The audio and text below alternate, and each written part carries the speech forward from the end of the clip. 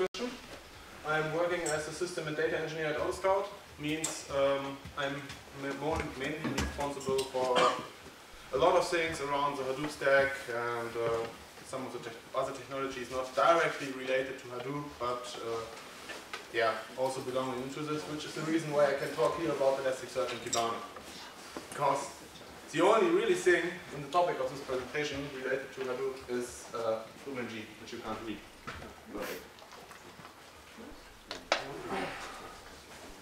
Okay.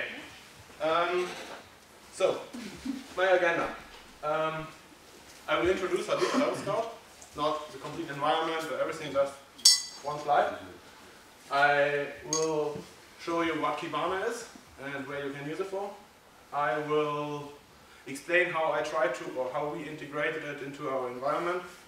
I will give you a short demo, and then you can ask me questions. Yeah. And that's it.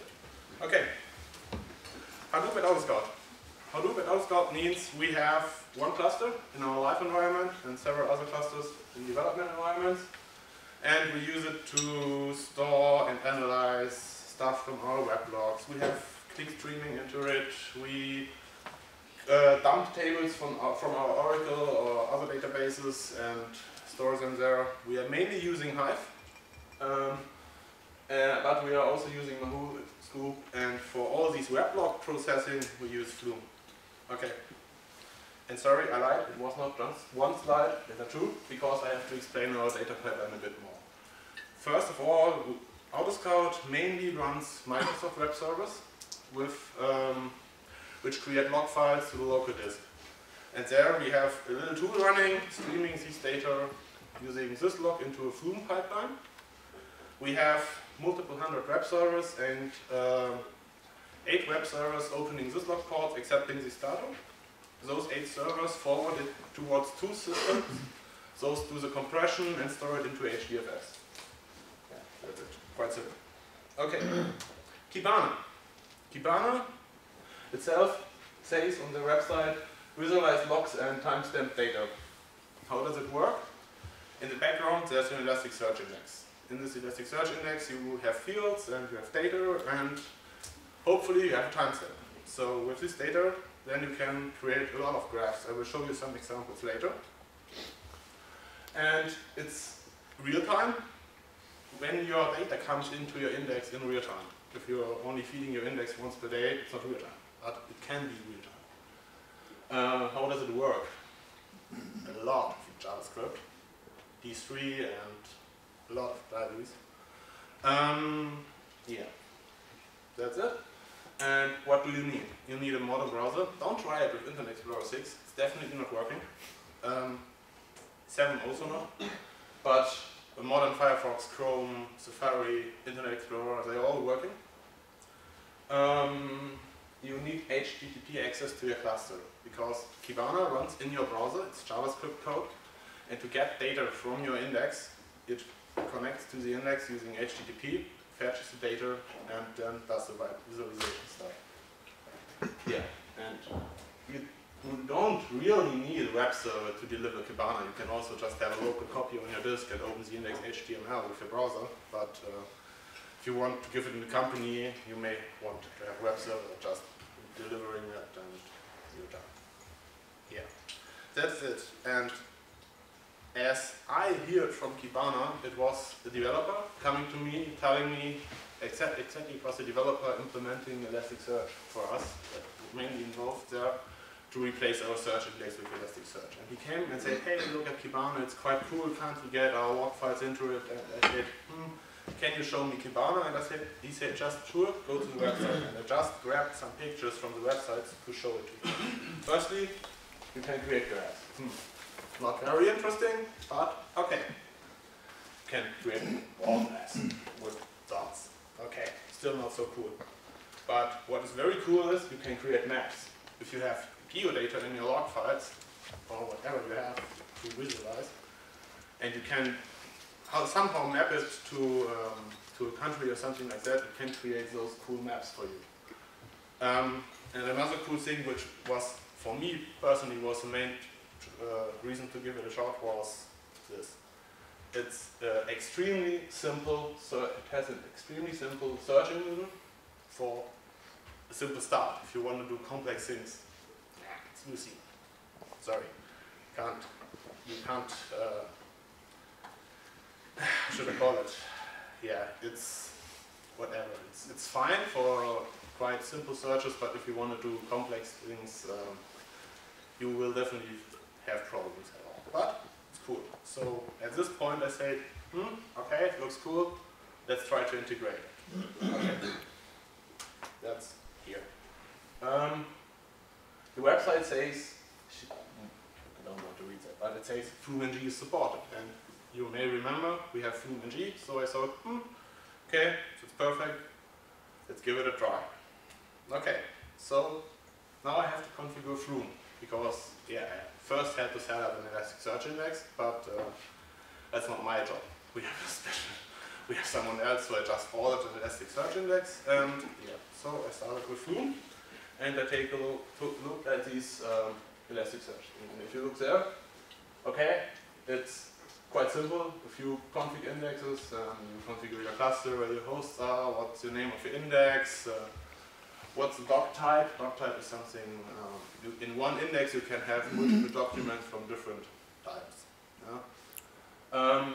And the cool thing in the documentation was logstash event serializer. And if you look in the internet for examples and you see almost everybody tries to use or uses Kibana with logstash. So I thought, hey, cool, no new software, Flume can handle it for me. Okay, how to improve our pipeline? This is our pipeline again. And the right side is a feature from Flume. You can replicate events and you can mark a tier optional. So if that thing fails, who cares? The other stuff goes on. So we could integrate it in our environment without breaking our main data pipeline. Even if I fuck up Elasticsearch and kill Flume, it would still work. Quite cool. Next. Yeah, that's what you receive as a document when you use this default serializer. And the real main problem is you receive your log message from your file as one big field, the orange one in the middle here. Yeah? All other stuff like a source host and timestamp and these fields are coming from Flume. This is in our data pipeline, we add tags to those events. For example, this AS24 tag, which is GWP here. And it's added host and so it's coming from this log source. It's not whatever. But you have only one message, one field. So if you try to use this in Kibana, it would not work because you have one big string. Not cool, you cannot do a graph on your status code because it's still in the string. So, what next? We could use logstash, or we can write an own serializer for Flume. I personally decided myself to write an own serializer. The reasons are, I did it for the HDFS things a time ago, and Logstash, another software, okay, I mean, I can still integrate it. Logstash can open a TCP port, and I could use my existing Flume pipeline and send from Flume to Logstash to Elasticsearch to Kibana. Nah, I don't want that. It's another new software, and yeah. And I also thought I can do more and cool things because it's in Java, and when I'm using a serializer, I could do things Logstash cannot do out of the box. For example, grab the IP address, use a geodatabase, and add coordinates to it, to the log event itself as separate fields. Or I can parse the referer. I mean, the referer itself would end up as one single string, but then, again, if you know a bit about search and indexing, you would know this, because then you have one big string, and if you want to check if it's Google, and if Google was the host, and your referer is not Google, your referer is HTTP whatever / Google / whatever, it would also count as Google, because you cannot directly make sure it's the host. So with this solution I can parse the referrer, and split one referrer field into, let's say, 4 or 3 fields like HTTP host, protocol, query string, file name, and so on. And also we have, with IIS, it's logging a cookie, the complete cookie into the log file. And we have a visitor GUID, and I could extract that from the cookie information and place it as a separate other field. So for me it was clear, I will grab the code and write my own one. Yeah, that's it. The overview, the title says it, not yet implemented. I'm still on it, but we reached a very good point, and it's fully configurable and generic. You configure the serializer in the Flume config and you give it a regex. Inside your regex you do grouping, and on a second parameter you can name those groups. So every group gets a name, and those name is the name of the field inside the Elasticsearch interface. You can mark fields that this should be URLs, try to parse it. You can mark in an HTTP log. You may have not full URL, you have only the query itself, mean everything after the first slash. So this is what I mean when I say you can mark fields as URL query. I can still parse that, because you may want to see, okay, how many people are on my list view, and parameter x is whatever. So you need your parameter x in a separate field in the index, and that's why I did that. Yeah, so the extract values from the other field is what I explained with the cookie. And I'm currently working on to get it into Flume and G, to backport it into the Flume and G core, to Apache. Documentation and unit tests are missing, so if I try to commit it at the moment, they would not accept it. But if they reject it because they say whatever, you don't need it, we don't need it, whatever, I will put it on GitHub. So everyone who wants can do that test. Next, some few notes. We have a 15-node Elasticsearch cluster. Every node has 4 CPUs. Every node has 8 gig of memory, where we use 4 gig for Elasticsearch as JMX memory, and all the other memory stays for file system buffering. Every node has 350 gigabyte of disk space, means 5.2 terabyte in total. We need this much to store at least 8 days. We have a bit more web traffic. With our setup at all, we can index with almost no delay. I mean, if an entry is written to a log file on a web server, it took us, if everything is running worse, 90 seconds to be inside the index. So that's the highest delay I ever got. Yeah, as I already mentioned, we can keep 8 days. And if you may remember, as I just stepped over this configuration, there was a TTL setting for those Elasticsearch thing. I never got it to work. I don't know why. And I don't care, because I just created a Python script checking the index names and deleting the old indexes at night. I don't really want TTL at all. I can just drop an index. It's something I did not say, I just forgot. If you configure a thing like this, it will create one Elasticsearch index per day. So you have, with our configuration, we have 8 days, we have 8 indexes, and at midnight a new one is created, and at 5 o'clock in the morning a script runs and deletes all this. That's all. Yeah. Another thing we learned, but I also don't want to go too deep into it, because we are here not in a search data. We are on Hadoop, and I just wanted to show how Flume and what I did with Flume, and we'll also visualize it later. You have to create index templates. You have to mark your data. You make sure a byte, for example, the status code is not a string, it's an integer. And you should tell Elasticsearch this field is an integer.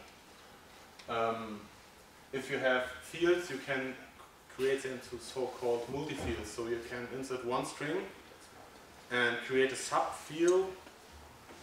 whatever. It can create some kind of subgrid where you can change the analyzers. So you can have, for example, you can have your file path or whatever, and you can create it as normal string. You can analyze it as normal string and also analyze it as keyword. Analyzing it as keyword means if you create a facet over it, the index will return you different results. So that's something you have to learn. You have to just start simple, put everything in there, take a look on your documents, think about it, start optimizing your templates, and yeah, you learn. And as I already mentioned, you can change the analyzer per field. That's how we did it. Okay, so demo. I hope it works. I have the same problem because I'm also using my crappy iPhone. And yeah, we will see.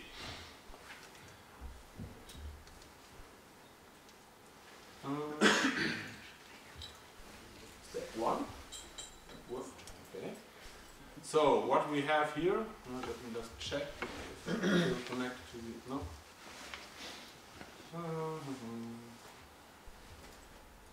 Give me a file. Just have to connect to the office.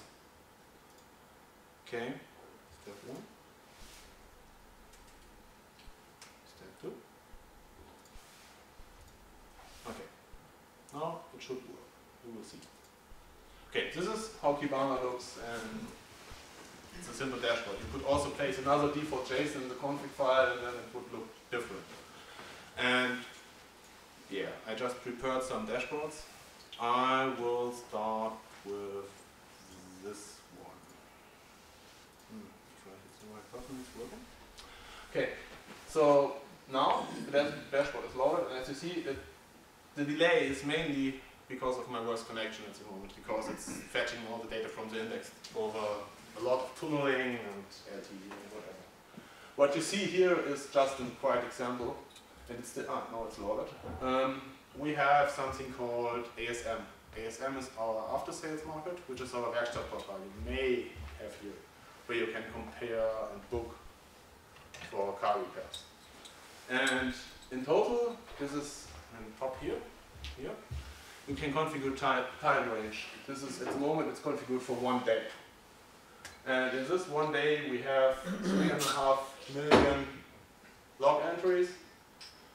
12,000 searches, 12,000 entries where the referrer contains Google, and 90 bookings means someone booked a slot at whatever. And here we have just jumped in the downline. Here we have some graphs. This is also just the total I talked about here, just our traffic code, and we have a whole here where we at the moment do not know where it comes from. It's somewhere related in our streaming stack. It's a bug we just discovered, and I discovered with this tool, by the way. I have to fix it. So you always see a hole from 0 to 1 o'clock, and I guess it's somehow related to time fixes, because this is the web server logs in UTC, everything else is not UTC, and maybe somewhere the converter breaks. This is just another graph where I just placed 2 values in one graph. And yeah, this is something for booking. And the really interesting thing Kibana can do for you and can do for the managers is some kind of trending. Trending means orange is the total. So look at the current moment. I'm running a 1-day query, and I have a total of 3.5 million. And what Kibana does now for you is it goes back 1 day, assumes the same time range. So if I configure it for 2 days now, it would check 2 days back, but at the moment as it's configured for 1 day, it only checks 1 day back, and then just displays it as a red or green %. It's quite cool, it's cool for managers, and you're quite have a lot of, you can create dashboards, you can show your managers without having to program everything. And if someone of you knows D3, all those graphs look like DC, typically DC graphs look like, quite fancy, and yeah, make managers happy. Why it's not a movie, or why it's sometimes It's sometimes because I have an auto refresh of, can't read it there, 1 minute, and so that's the reason why it's sometimes reloading. You would not realize it when you would sit in our office where everything is quite fast, but over this LTE connection, it's, yeah. I may have disabled auto reload for presentation. Just an example of another dashboard. This is an example how managers can work, what you can create for your managers. Another example you can create for your, which I personally created for myself. This is my debugging dashboard. I may told you I created this regex, which tries to parse log messages and split it and whatever. And this is also for 1 day. I can parse a lot of messages successfully, but I still have 100,000 which are not really correctly parsed. This is related to our load balancer, for example, which does HTTP 1.0 connects to the IIS, which breaks the log format. Somehow the IIS is thinking if someone is connecting with good old HTTP 1.0, I don't want to write all information to the log file. I can't parse it at the moment. And yeah, you can also, again, a timeline, some charting. This is, as I mentioned, we have different services, and this is on these tag, and this is another pie on faulty hosts. And as in the beginning, where I started to optimize and check my records, it was split around, and I just grabbed the host with the most faulty messages, opened the log file, optimized my regex, and that's it. You could also just, I guess I have it in another dashboard I want to show. It's another trending dashboard, but a bit more, yeah, not sure if it's really management or if it's technically, you can use it for both. Again, those trendings. But those trendings are now different. I have still my number of requests, which are the first 3, currently not loaded. And the next 3 are the number of non-200 requests. So everything in our web server not successfully. Yeah. And I just have some other graphs here. For example, I have here, this is how many requests we have on our web services.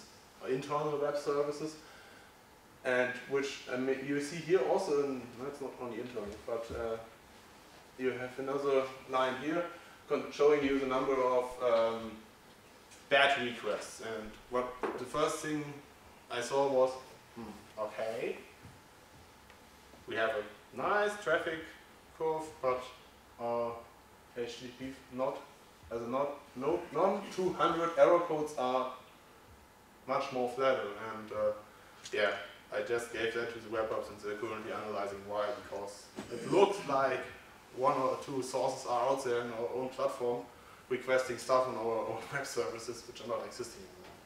Just an example. Also, I have another timeline where I just, yeah, you can see here the drop, which is related to this.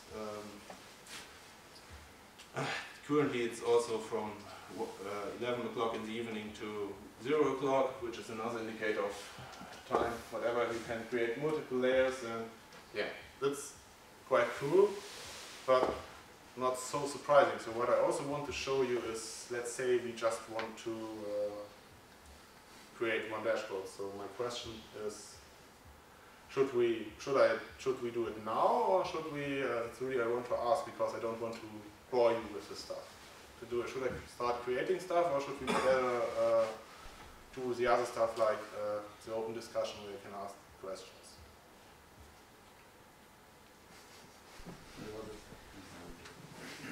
Discussion.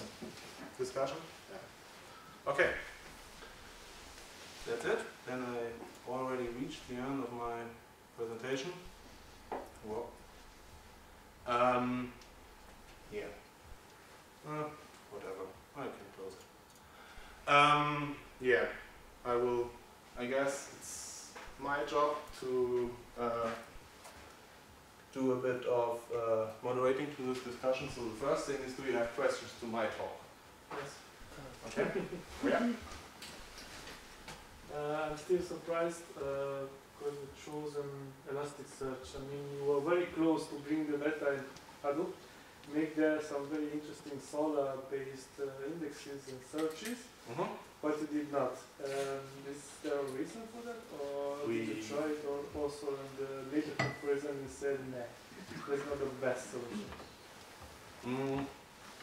We have those data in in Hadoop, and we are analyzing it there. We only keep it in this Kibana stuff for 8 days.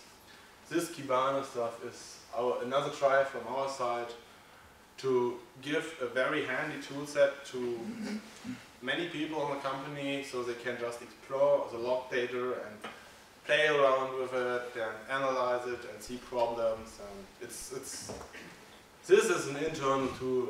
It's not.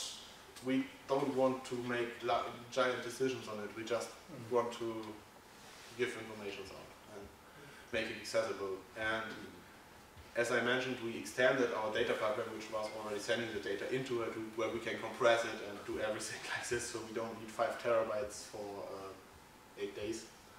So yeah, it's an extension and it's just playground. And also, as you have a web GUI and a fancy web GUI, in my opinion, that was the main reason. But this is an interesting question. Would you choose Solr? From my perspective, there are visual tools which they are integrating Solr already. For example, LucidWorks is doing the same sort of search, index, dashboard, and whatever stuff, which is also Kibana doing. Perhaps not that financially that cost effective. This is a question. Can you update the Solr cluster real time? Or the Solr index? I think so. Yes. What you I can. think it's generally the same. It's generally a different type of search and index engine than Elasticsearch. Elasticsearch is more like a NoSQL-ish database system underneath, and let's say that Solr engine is somehow different type of mechanisms from my perspective, but it can be used directly on Hadoop. It's a question mark how good is its performance. This is the question mark for me, and I cannot say because I cannot test. I can give you some performance on this Elasticsearch index. I tested it with. I created, for example, what we did is we have a lot of monitors hanging around in the company, and what I wanted to test is 20 or 25 monitors or whatever. And for a simple test, if it would work, what I did was I created a very expensive dashboard with a lot of trending and a lot of charts and a lot of information, and set it to use 8 days, and then started it multiple times, so everything was fetching. And the only thing I could achieve was 10% CPU load on the cluster, on the Elasticsearch cluster, and nothing more. We only have these large number of nodes to spread it a bit about our visualization platform, because I don't want to give a 3 terabyte disk to one node. So it's not, you don't need those number of CPUs. And you don't need those number of RAM. Maybe you need it, but not the number of CPU cores. And what I also did is I created some benchmarking, and I don't have the results handy, but I was really impressed about the results. You can really fire hell of requests against such a small Elasticsearch cluster. And to answer the other question first you had about Solr and real-time and whatever, another cool thing Flume can do for you is Morphline. Morphline is something Cloudera invented, and they also have Solr lying in have a Solr index being able to lie in your HDFS. And with Flume, with Morphline, and with these Cloudera Solr, as they call it, Cloudera Search, you can even do similar things directly on your Hadoop cluster. You can use Flume to write data into a Solr index lying in your HDFS. But yeah, we use this because of other thing, what I also did not mention is, as the Elasticsearch cluster is accessible using HTTP, and we have some kind of dashboard developers in-house which are creating some kind of dashboarding for us. They can directly go to the cluster. They are not forced to use Kibana. They can go to the cluster, request everything, and they have used Elasticsearch before. That was another reason. Again, what was your reason to separate per day for each index?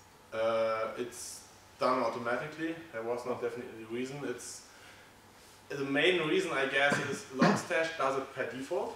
Oh. And as someone at wherever tried to implement it, these Elasticsearch sync in Elasticsearch in Flume, they tried to be as much as possible like Logstash. Just forgot this what I had to implement to make sure you can pass messages. Yeah. And 8 days max due to your hard disk capacity? Or? Yeah, currently we're just maxed out by hard disk because it's virtual, and so it's lying on our storage, and so going to more than 5 terabytes, I guess someone from the infrastructure would come over and whatever. Yeah. And after those 8 days, do you back up or do you just throw away? We just throw it away because we have it in Hadoop too. Okay, cool. Have you been able to break it? Which part? Well, the Elasticsearch part. The Elasticsearch part, yes, quite simple. So what did you do? What did you do? Restart it. Well, no. I mean, how did you break it? What's the? I restarted Elasticsearch. That's really No. the reason. I mean, did the write load overwhelm the capacity and No. We just broke it by admin stuff because we have currently we have an index. We have 15 nodes, so we have 15 shards per index. A shard relies on one node, so we have just store every index on all nodes. And what I did was I upgraded from Elasticsearch, not personally I, but we upgraded from 0.9 whatever to 1.0, and during this update we had to restart it. And also Puppet did something wrong for us because it thought, you upgrade the version, I don't think you have to upgrade, I will downgrade, so I will restart your service. And with all of this we broke it, but to be honest, it was really okay, it's totally fucked up. We just stopped everything, fixed the package versions and stuff like that, and just started it up again. It was still working. And the index was still there?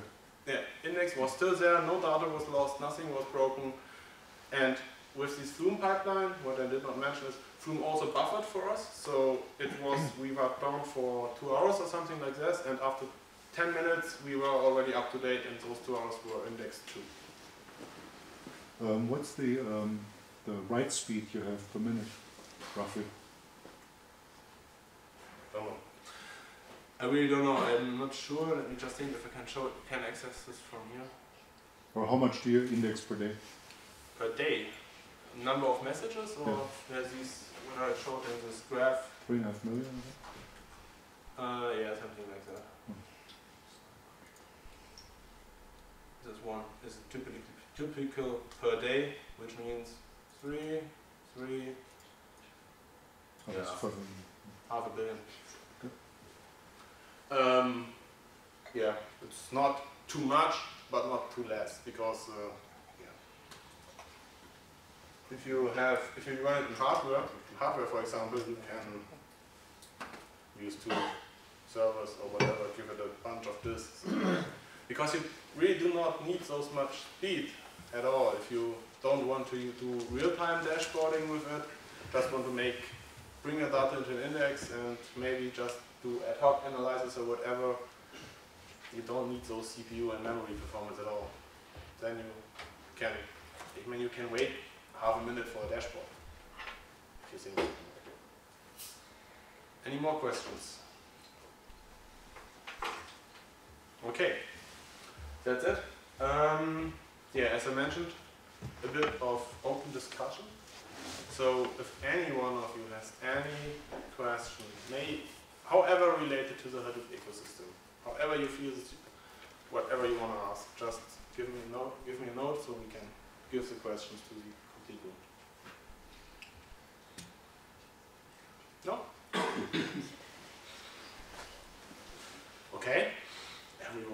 everything perfect. I'm a bit surprised, but yeah, okay. Yeah, there's still pizza, but I guess it's cold.